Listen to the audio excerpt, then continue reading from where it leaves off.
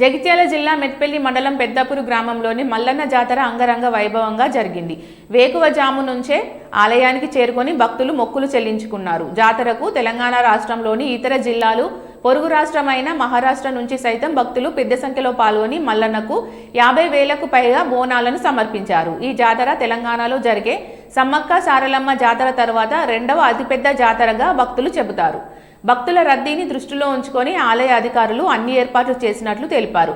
జాతరలో ఎలాంటి అవాంఛనీయ సంఘటనలు జరగకుండా సిఐ నవీన్ ఆధ్వర్యంలో పోలీసులు బందోబస్తు ఏర్పాటు చేశారు.